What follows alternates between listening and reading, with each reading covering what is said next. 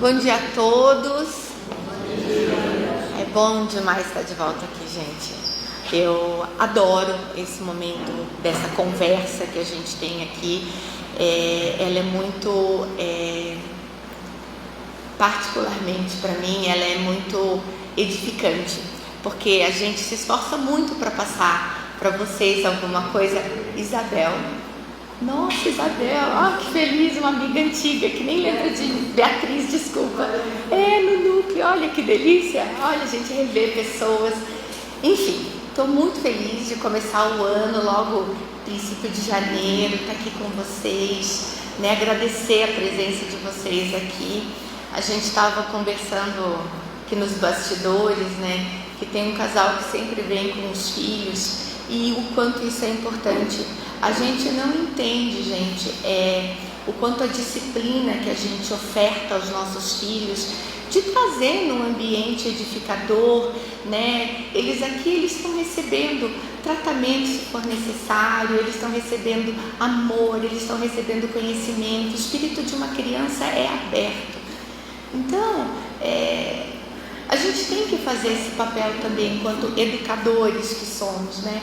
Trazer um pouco também as crianças, a gente procura deixar um espaço para eles. Eles não precisam ficar aqui, porque às vezes é chato, né? A Cláudia falando, o que tem de legal nisso? Nada. Então a gente tem um cantinho com uns lápis, né? Uns papéis para eles desenharem, até sair um pouco da tela, um pouco de casa. Então fica o nosso convite amoroso aos pais. Sempre que quiserem trazer os filhos, mesmo bebês, não tem problema nenhum. O choro de uma criança é um espírito se manifestando. A gente não entende ainda, mas ele está se manifestando. Então vamos começar a nossa reflexão hoje. Vamos fazer a nossa prece. Estou bem ansiosa, gostei muito do nosso assunto de hoje. Então vamos lá. Vamos respirar profundamente, limpar a nossa mente, o nosso coração. E gentilmente vamos pedir que a paz do nosso mestre, do nosso amigo, do nosso cuidador, Jesus, nos envolva nesse momento, abraçando o nosso espírito de forma amorosa, que possamos nos serenizar para captar todas as energias dessa espiritualidade linda que assiste a nossa amada casa de Jesus, para que possamos receber todos os remédios, todos os tratamentos, todas as curas necessárias para o nosso espírito. Aqui é o nosso momento de restabelecimento energético e que tenhamos tudo aquilo que precisamos. Com a graça de Deus e de Jesus, que assim seja. Que viva Jesus! Então vamos lá. O nosso capítulo de hoje é o capítulo 7, que eu não deixei marcado, claro. E nós vamos passar a conversar sobre a missão do homem inteligente na Terra. É bem interessante porque esse é o último item do capítulo Bem-aventurados os pobres de espírito. E a gente vai até conversar o porquê disso. Então vamos lá. Essa passagem é do Ferdinando, o espírito protetor.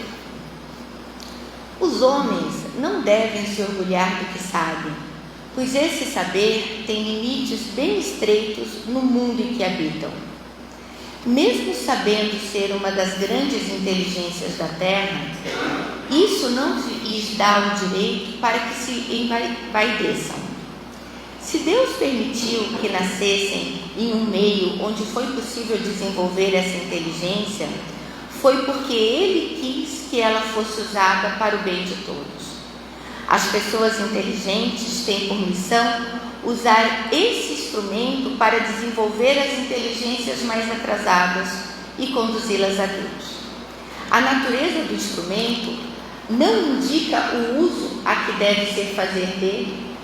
A enxada que o jardineiro coloca nas mãos do seu ajudante não lhe mostra que deve preparar a terra? O que diriam se esse ajudante, em vez de trabalhar a terra, levantasse a enxada para atingir o seu patrão? Diriam que é horrível e que ele merece ser punido. Pois bem, o mesmo ocorre com todo aquele que usa a sua inteligência para destruir a ideia de Deus entre seus irmãos. Ele também levanta contra o seu Senhor um instrumento que lhe foi dado para preparar o terreno. Ao agir assim, ele não terá direito ao salário prometido e também merecerá ser punido. Ele será, não duvidem, e passará por existências miseráveis e cheias de humilhações, até que se curve diante daquele a quem tudo deve. A inteligência, quando é bem empregada, traz muito mérito para o futuro.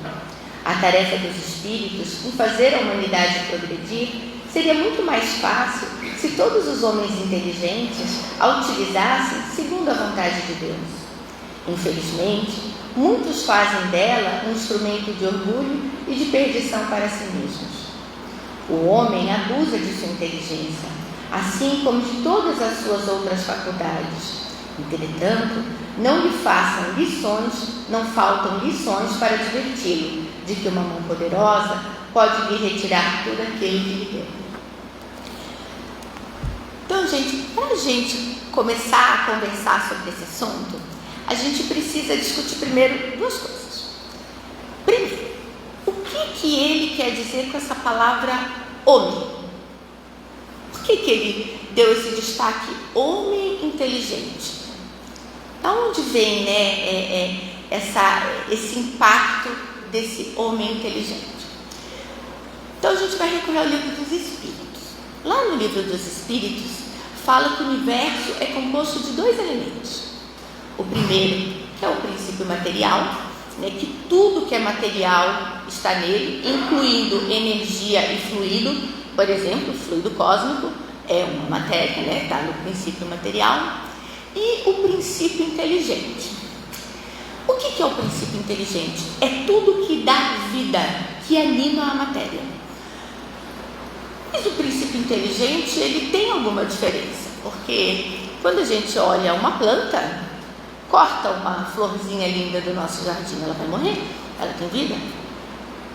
Mas é uma vida diferente, por exemplo, da de um animal, que é diferente da vida de um homem.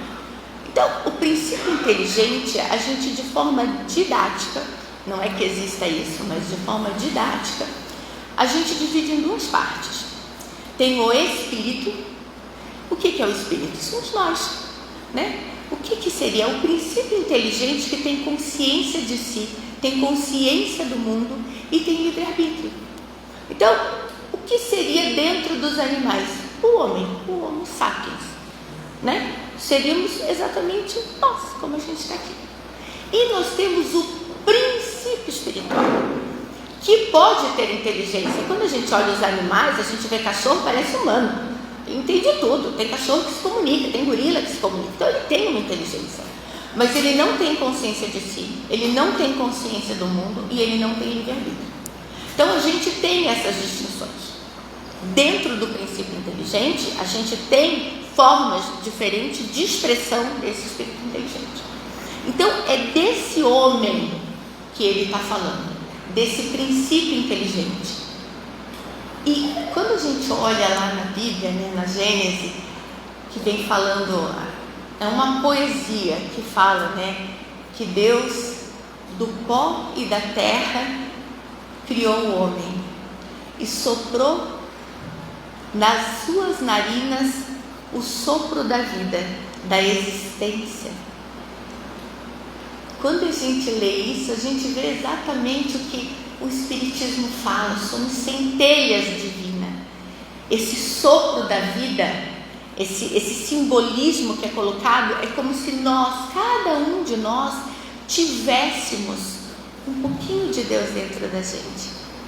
Essa vivência que a gente tem, essa experiência que a gente tem, é porque somos a obra-prima de Deus. E a gente não para pensar nisso. A gente acha que é um espírito. E essa obra-prima, todos os princípios inteligentes um dia se tornarão. Como? Não faço ideia. mas todo princípio é lei do progresso. Todos estão sujeitos a isso. Então somos essa centelha divina, somos essa obra-prima. E como obra-prima a gente tem uma grande responsabilidade, né? Com grandes poderes, grande responsabilidade. Já falava Tio Ben no Homem-Aranha. E é verdade.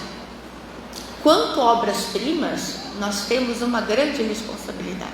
Então, primeiro tema, homem, já matou. Inteligência. O que será o que ele se refere a essa inteligência? Homem inteligente. Será que é o cara que decora tudo, que sabe tudo, que se perguntar qual que é o capital do país tal, sabe tudo, que sabe tudo de história, o decorador de tudo, que a gente olha como se fosse mega inteligente? Será que é essa inteligência? Será que é essa coisa cognitiva? Porque quando a gente fala, né, que o progresso ele é sujeito a duas vertentes, né, que é a vertente intelectual e a moral, as pessoas sempre na intelectual acham que é um conhecimento, não é um conhecimento, gente, não é o cognitivo, é muito mais que isso. Quando ele se refere a essa inteligência, o que ele quer dizer? Ele quer colocar como um atributo do espírito.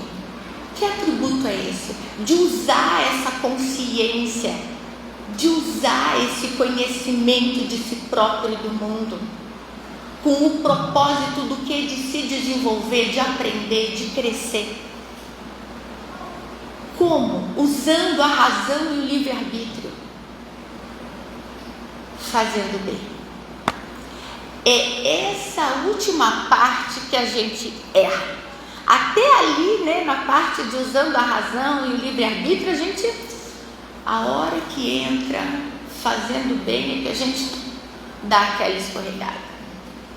E isso que nós precisamos começar a ter consciência desse homem inteligente que somos na Terra. Só a gente olhar aqui para o lado, aqui estou falando aqui, muitas pessoas, não tantas pessoas, né, porque também não é assim, todo mundo está vendo, não, mas quem quiser assistir, vou mudar a frase, pode assistir. Tecnologia, pode estar lá na Antártica e pode estar assistindo. Olha o que o homem fez, olha o que esse homem inteligente fez na Terra. Nós modificamos absolutamente todo o habitat do planeta em função da nossa necessidade. Olha a obra-prima de Deus em ação.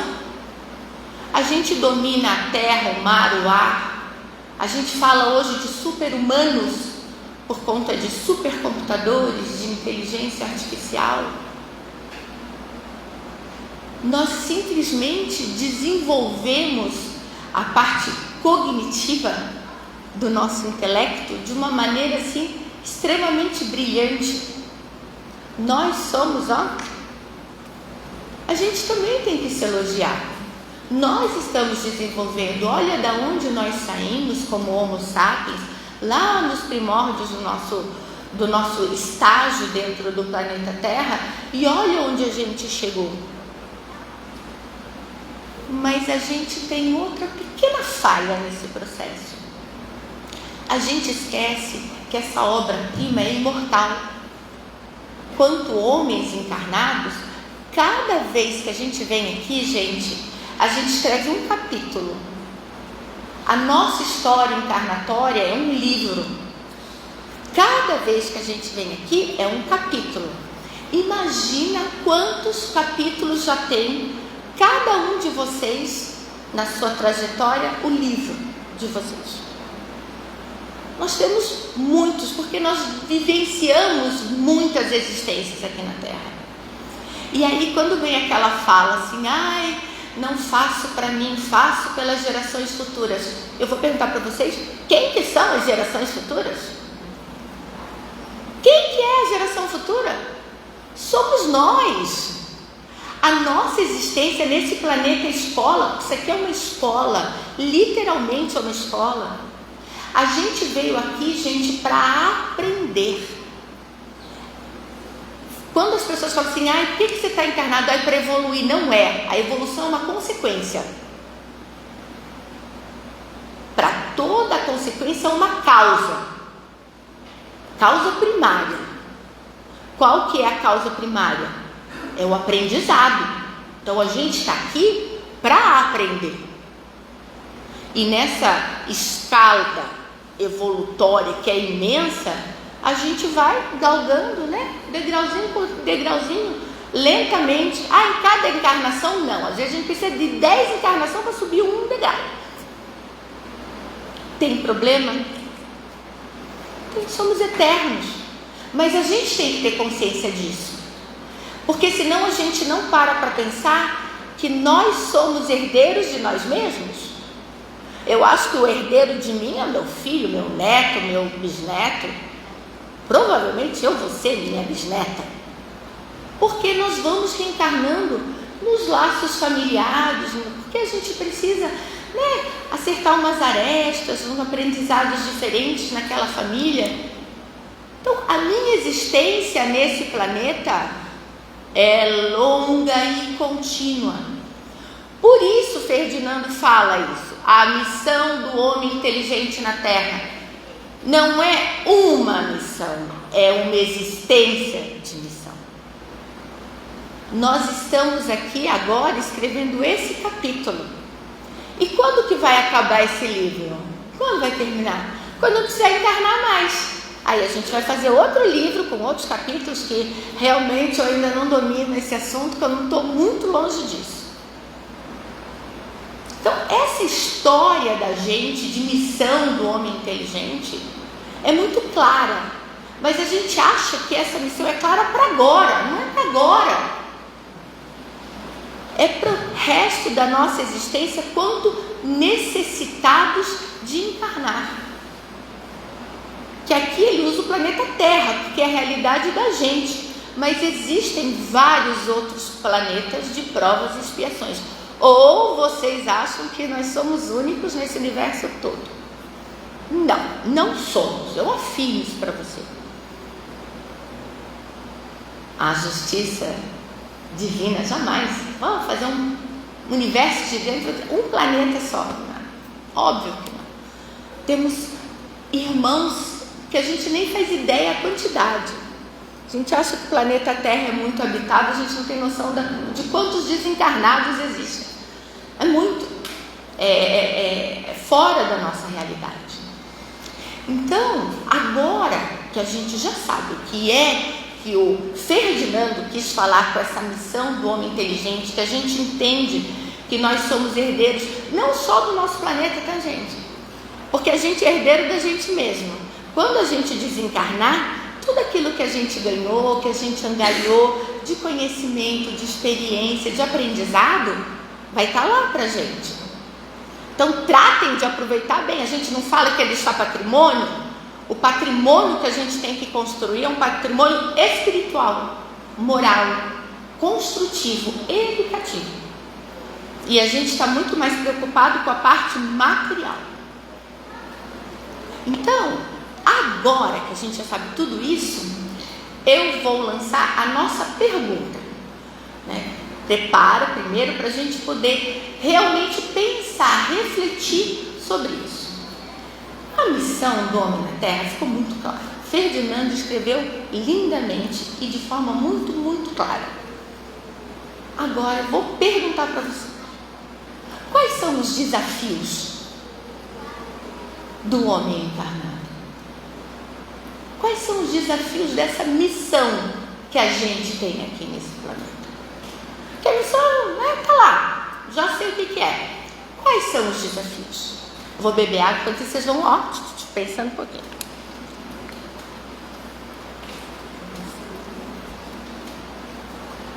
Gente, são tantos que tinha que ser um supercomputador para falar rapidamente todos eles. São muitos, mas muitos desafios mesmo. Se a gente for lançar todos, a gente vai ficar aqui, perder um domingo e não vai dar. Nós temos desafios o tempo todo. Mas a gente vai tentar englobar para chegar ao ponto que eu quero, né? Eu vou conduzir a gente num pensamento para a gente poder chegar no ponto que eu gostaria que vocês refletissem realmente. Quando a a gente fala, por exemplo, de desafios, a gente tem que entender que a vivência no planeta, ela é longa. Nós estamos habitando aqui há quantos mil anos como homens encarnados? Muitos milênios. Então, a cada era, a cada milênio, a cada século, a cada década, vão ter desafios diferentes. Porque esses desafios, eles estão sujeitos a quem? Ao homem inteligente. E se o homem está sujeito à lei do progresso, o planeta também. Então, esses desafios, eles vão se modificando. Eles vão se modificando à medida que nós estamos nos modificando.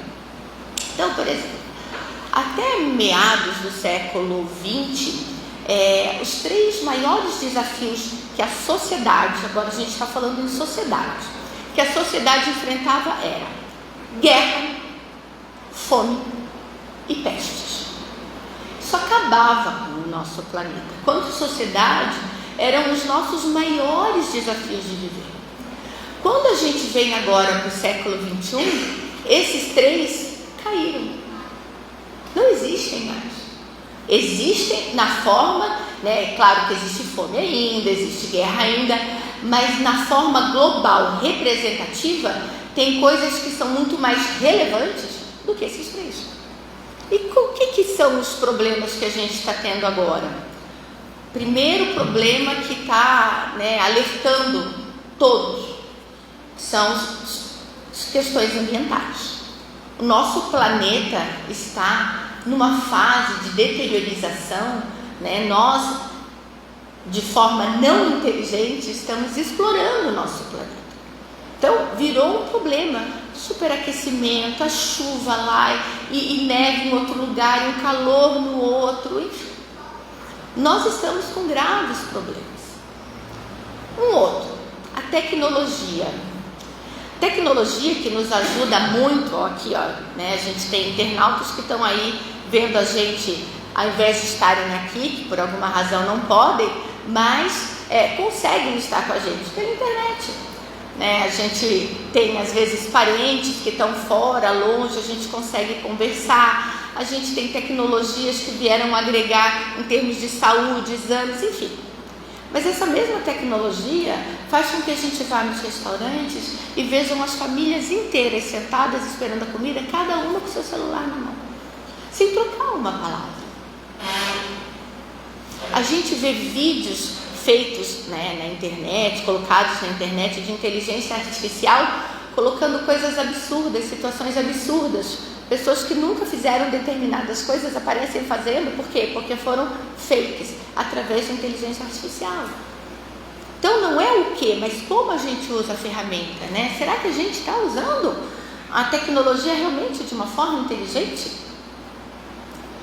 E a terceira, e não menos importante, eu acho que talvez para mim seja a mais relevante de todas essas questões, são as diferenças sociais e econômicas. Uma pessoa não morrer de fome não quer dizer que ela tem uma vida digna. E até o século XX, o importante era não morrer de fome.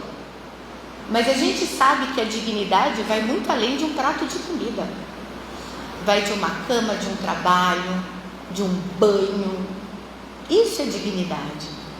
Então, dizer que as pessoas não morrem de fome, será que realmente é uma coisa real? Porque não é só fome que a pessoa, não é só comida, vai muito além disso.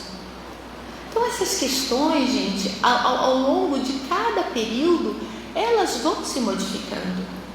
Hoje, né, eu coloquei os 3 pontos que eram do século até o século XX, né, da fome, da guerra.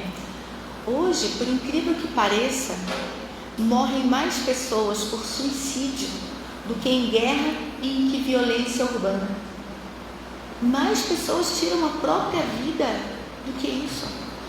As pessoas, a gente domina as pestes. Olha só, a gente teve uma pandemia, tiramos, conseguimos, bravamente, olha, a missão do homem inteligente, fizemos a nossa parte, conseguimos. Mas a saúde mental das pessoas, como é que está? Acabei de falar, as pessoas sentam, a família senta, cada uma com seu celular, né? Cada um assiste o seu programa de TV, cada um escuta com seu fone a música. As pessoas estão se isolando, as pessoas não querem mais. Para que eu vou na casa de Jesus e assisto pela televisão? Diferentemente de quando você não tem condições de vir. Então, o quanto eu me mobilizo para viver em sociedade, porque isso é viver em sociedade, lei da sociedade. Nós precisamos interagir. O nosso maior problema, o que é relacionamento? A gente precisa se relacionar. Nós temos que vivenciar isso. Como que a gente faz se as pessoas estão isoladas, cada um na sua vida boa, de facilidades? Eu não escuto nenhuma música que eu não gosto, que eu programo no meu Spotify para tocar só o que eu gosto. Não assisto um programa que eu não goste. Por quê? Porque eu quero uma vida de facilidades. A gente precisa, às vezes, ter uma reflexão do nosso dia a dia, de coisas pequenas, coisas banais. A gente falava de fome, outra causa de mortes hoje, de grande volume, são causados, propiciados por doença da obesidade, doenças que provêm da obesidade. A gente saiu de um extremo e está indo para outro.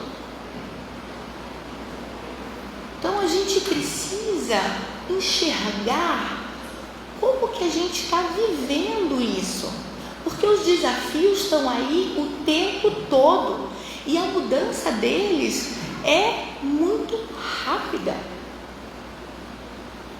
E a gente pensa assim, hoje eu estou vivendo isso, mas a gente já viveu a fome, a guerra, as pestes, porque a gente não está aqui como primeira encarnação, não se iludam, vocês já estão aqui há muito tempo. Nós estamos nesse planeta há muito tempo. E a gente precisa ajudar realmente agora, porque a gente vai encarnar daqui a pouco. Nós vamos desencarnar, vamos passar um período, vamos encarnar de novo. Isso aqui é escola. Isso aqui é uma escola. Está claro isso para a gente. No próprio Evangelho, capítulo, se não me engano, é o 6. Acho que é o 6. Se estiver errado, André me corrige. Capítulo 6, o Espírito da Verdade fala: Espíritas, amem-se, eis o primeiro mandamento. Instruam-se, eis o segundo mandamento. Tá certo? Opa, certo. Ou seja, basicamente a gente está aqui para se amar e se instruir. E se instruir, ele não fala estudem, não é conhecimento, é instrução. Aqui na casa de Jesus a gente tem os cursos. Como que a gente denomina aquele que dá o curso? Instrutores. Não é à toa que vem essa palavra. E aí às vezes alguém quer chamar a gente de professor, a gente fala, somos instrutores. O nosso papel quanto espíritas é de instruir os espíritos. Está lá o recadinho. E esses desafios que vêm que nem uma corrente aí, um monte de coisa de uma vez. Se a gente for parar para pensar, gente, qual é o ponto comum de todos esses desafios? Tem um ponto comum em todos eles.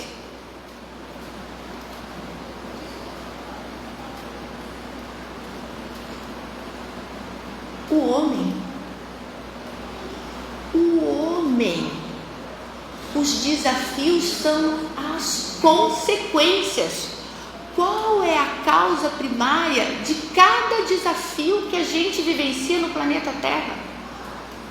É o homem, é o espírito. Cada vez vai mudando os desafios, porque nós, espíritos, estamos encarnando diferente, com uma mentalidade diferente, com um processo de aprendizado diferente. E a gente não está se modificando internamente. Cada vez está tendo desafios e desafios e desafios. E é melhor, existe, mas os desafios estão cada vez nos sufocando mais. O problema não é o desafio, somos nós. Nós precisamos mudar. Einstein falava, não adianta querer um resultado diferente se a gente faz a mesma coisa. E a gente faz a mesma coisa. Nós estamos incidindo num erro sempre. O mesmo erro. E qual que é esse erro? Vou recorrer de novo ao livro dos Espíritos. Como que a gente pode se corrigir? Como?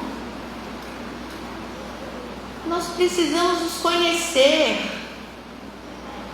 A tal da reforma íntima, questão 919, se não me engano, livro dos Espíritos. Nós precisamos nos conhecer. Mas a gente se conhece verdadeiramente? Verdadeiramente a gente consegue se analisar? Não, porque se a gente conseguisse, a gente já estaria um pouquinho melhor.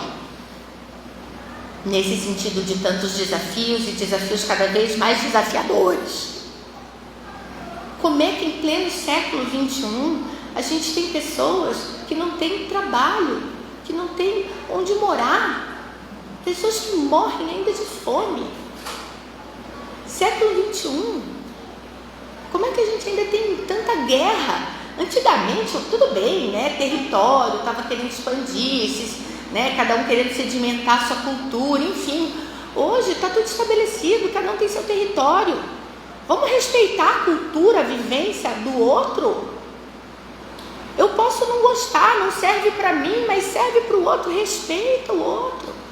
Não.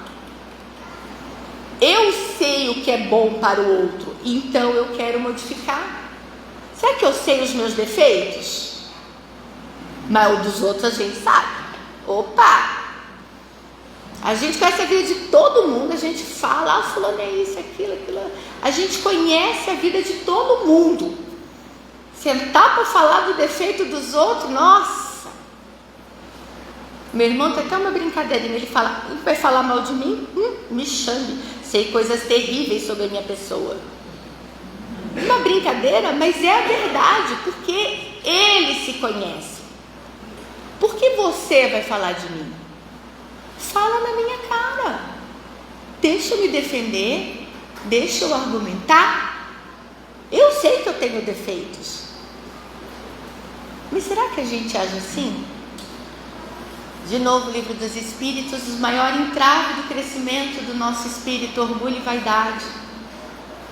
Imagina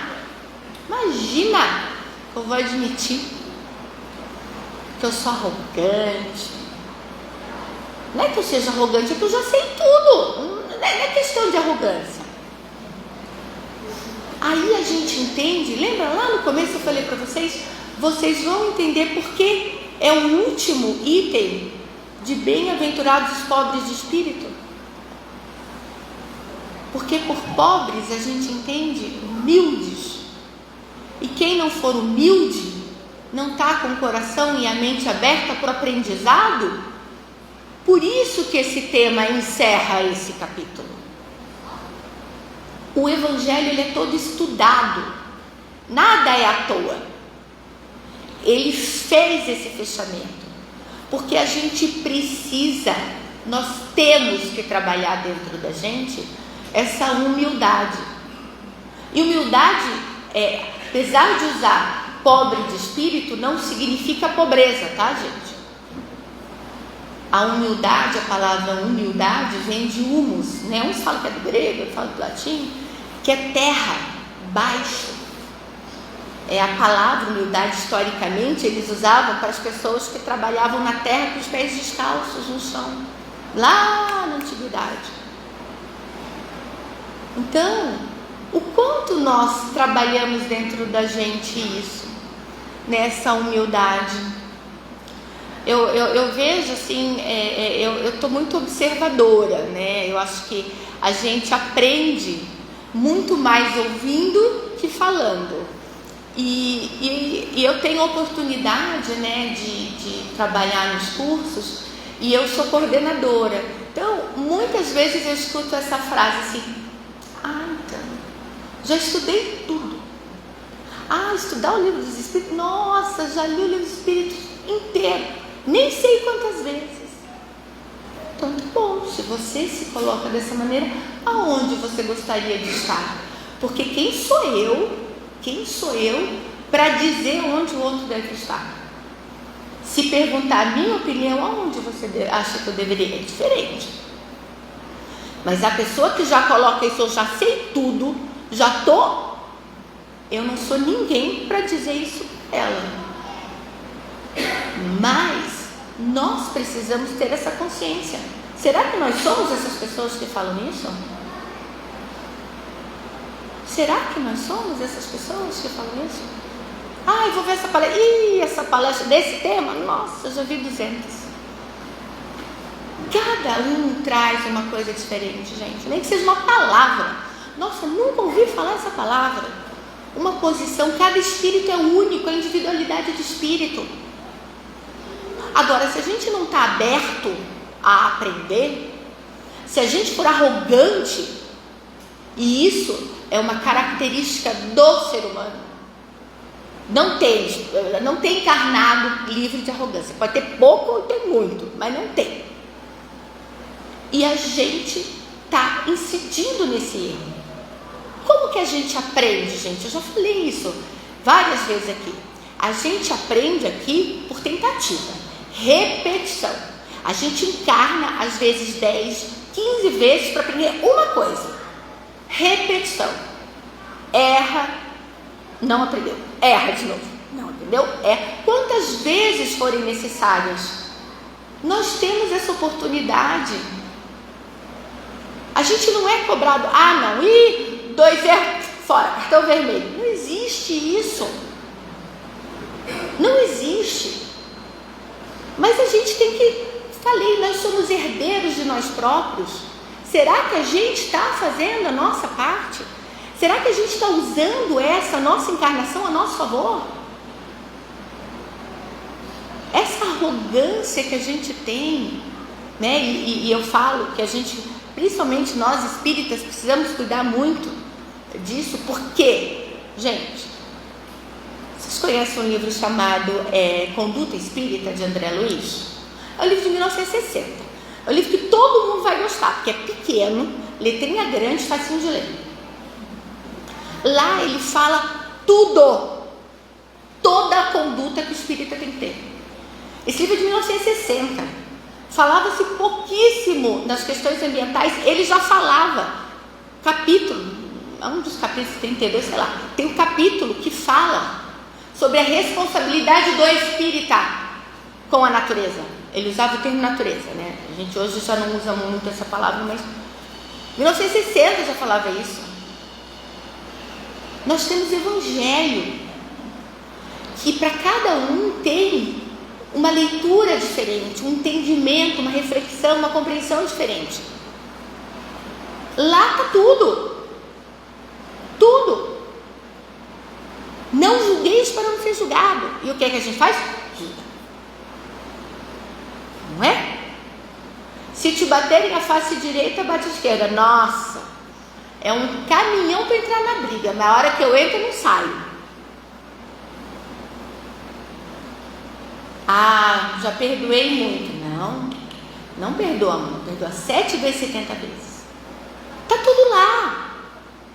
Será que a gente não consegue trabalhar um pouquinho? Consegue. É óbvio que consegue. O que está faltando, talvez? Não é nem o nosso esforço, é a nossa consciência. É a gente entender isso. Somos herdeiros de nós próprios. Eu estou construindo a minha próxima encarnação hoje. Cada dia, cada minuto, cada segundo dessa existência, ela vai fazer com que eu galgue ou não um degrauzinho nessa escada de evolução.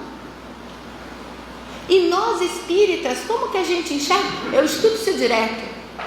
Isso é karma. Primeiro que karma não é uma palavra espírita, tá? Mas eu escuto muito. Isso é karma. Isso é expiação. Coitado, deve ter feito. Nós olhamos ainda isso dessa maneira como punição. A gente está aqui para aprender. Eu não aprendi a lição, eu volto e aprendo a lição. Não é uma punição, é uma nova chance, é uma segunda chance, é uma oportunidade. E a gente insiste em palavras ruins. Eu tenho que trabalhar meus defeitos. O Espírito é perfeito. Nós não temos defeitos. A gente tem singularidades. A gente tem particularidades que a gente precisa trabalhar. Vamos usar uma terminologia mais digna de século XXI, do nosso momento. A gente tem que tomar cuidado, sim. Ninguém está aqui para expiar sofrimento. É aprendizado. O aprendizado é a causa. Qual vai ser a consequência? Ele vai regenerar o espírito dele. Que ótimo! Vamos parar de olhar tudo como castigo, como punição. Se quiser usar a palavra karma, eu não gosto, mas como karma. Não é. Não aprendeu, filho. Vai passar de novo pela mesma fase. É simples assim. O problema está na nossa mentalidade, não na do Cristo, não na estrutura da doutrina, está na nossa forma de pensar. A gente inflige para nós um sofrimento. Vamos tirar isso. Vamos começar a olhar a nossa vida como uma escola, um aprendizado. Cada obstáculo é uma oportunidade, é uma prova, literalmente, que nem prova de escola, é uma prova. Vamos nos sair bem nessa prova. E é lógico, gente, que a gente fazendo tudo isso, é óbvio que nós vamos ter outros desafios, porque os desafios são mutâneos e eles se modificam rapidamente. A partir do momento que vocês se modificarem, que vocês começarem a se melhorar, vão vir aqueles, nossa, você é trouxa, já te enganaram tantas vezes. Nossa, é pacífico demais. Se fosse eu, já tinha metido o pé na porta. Porque quando a gente se modifica, a gente realmente se torna um espírito digno de ser chamado de obra-prima de Deus. O mundo estranha. O mundo estranha, porque aqui é um querendo devorar o outro, um querendo ser melhor que o outro. Quem eu tenho que vencer é a mim próprio, não o meu irmão. Mas a gente aqui, a gente não está para vencer a gente está para vencer o outro. Eu quero ser melhor que o outro. Eu quero superar o outro. Eu não sei os meus defeitos, mas eu sei o outro. A nossa existência é nossa, pertence a nós, é interno. Isso é uma coisa nossa, é privado, é individual, é único. E será que a gente tem a consciência disso? Essa missão do homem inteligente na Terra, de cada um de nós, cada um tem uma missão. E essa missão, gente, a mais clara para todos tem que ser a de se superar. De tentar realmente amar ao próximo e se instruir. De buscar não só o conhecimento, porque, gente, o conhecimento a gente pega de livro. É a vivência. Lei da sociedade é colocar em prática, é ter aquele dia péssimo, e chegar em casa e você ainda, eu não vou descontar nos meus filhos, nos meus pais, enfim, não vou descontar. Eu vou elaborar isso em mim. Olha, tive um dia terrível. Talvez preciso de um abraço. E quando a gente escutar alguém falar assim, por exemplo, nossa, aconteceu isso. Então, aí a gente já vem com aquele discurso de lição de moral, né? Enorme. Será que a pessoa não quer só? Calma, vem cá, vai passar. Por que a gente precisa tanto da lição de moral? Será que a gente tem tanto essa moral assim? Ao invés de falar, será que você não pode dar o exemplo de um abraço, de um apoio, ou de uma palavra consoladora? Porque a gente evita até fazer isso. Porque parece que se a gente não fala, a gente não é moralmente superior. A gente pensa assim, pô, eu já passei por isso, eu De novo, orgulho e vaidade. São duas traves enormes na nossa mente. Nós precisamos, sim, nos modificar, nos melhorar, nos conhecer. E isso vai refletir lindamente no nosso entorno, nas pessoas que convivem com a gente. Vão vir outros desafios, mas eu acredito que vão ser desafios mais razoáveis. Porque se a gente acha que o mundo dos céus, o reino dos céus, é dos espertos aqui na terra, a gente está redondamente enganado, tá? Aquele que a gente acha que é o tolinho bobo, nossa, olha lá, tem um pingo de ganância, aquela pessoa tão gentil, tão boa, todo mundo faz ele de bobo. Tenha certeza que essa pessoa, se ela agir na generosidade do Cristo, que também todo mundo devia achar que ele era um bobo, essa vai ter o reino dos céus. Porque é isso que a gente herda. A gente herda as nossas mudanças interiores. E essas mudanças interiores vão sim, em algum momento, refletir aonde? No nosso planeta. É que as mudanças, elas são muito loucas, elas são difíceis, elas trazem uma necessidade, né? Isso é uma lei física, a inércia, a dificuldade de mudar de movimento. E nós estamos nesse movimento há milênios. Então, agora a gente tem que começar a perceber isso, porque nós já temos condições, sim, de consciência para entender isso, que nós somos capazes, somos obras-primas de Deus. E acabar com essa história de vitimismo, ninguém é vítima. Tem uma citação de um filósofo, acho que não é